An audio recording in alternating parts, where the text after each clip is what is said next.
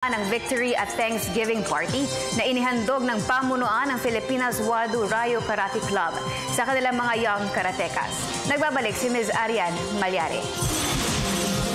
Binigyang pugay ng pamunuan ng Filipinas Ryu Karate Club ang naiuwing tagumpay ng kanilang mga young karatekas mula sa dalawang magkahiwalay na torneo noong isang buwan. Unang pinagharian ng Pangasinan-based team ang Luzon leg ng Philippine National Games, kung saan kumopo sila ng 8 ginto, 2 silvers at 4 na bronze medals.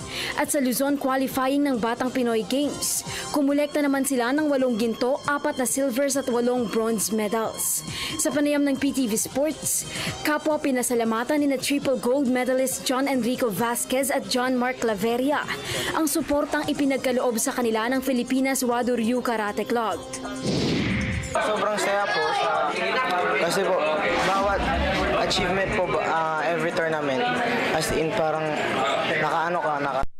parang sobrang saya talaga, pero after tournament hindi yung pagkunwari pagkatapos ng tournament hindi yung yun na yun, gano'n na, hindi pa po, dapat po more training po, more strength para po mag-grow po tayo. Nakakatuwa naman po kahit sa gano'ng kahirap ang training, nagbunga po yung paghihirap namin. Yun po, nakapag-uwi po kami ng maraming gold ng Philippine National Games. Nakapagbigay rin po ako ng karangalan sa aming team. Lalo na po yung medal na yun, alay po namin sa aming si Kecho. Samantala, kapwa tiniyak naman ni na Filipinas Wado Ryu Karate founder Dr. Alejandro Enrico Vasquez at Dagupan City Mayor Belen Fernandez na patuloy silang magpapaabot ng suporta sa mga young karatekas sa kanilang lalaki. Actually, we do not stop sa training namin except only for this week kasi naganda kami ng party. Kailangan kasi maganda yung ipapakita mong performance para yung program natin masunod. Andyan na yung national ng Cebu. So, aside sa national ng Cebu, gusto ko pang isang humirit ng isang international. Gusto ko yung mga bata naman, bigyan nila ng exposure kasi yun ang future natin eh.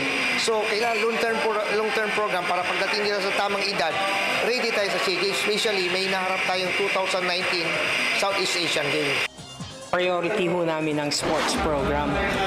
That's why I created the Dagupan City Sports Commission to make sure na bawat ay paparating sa mga bata. At ang ginawa ko namin, kami nagkaroon ng survey to make sure na kung anong interest ng bata ay maibibigay ho namin at i-develop ang kanilang skill. As the city mayor and as the head of the Dagupan City Sports Commission, I would like to make sure na sana si Dr. Vasquez will train more children from the grassroots.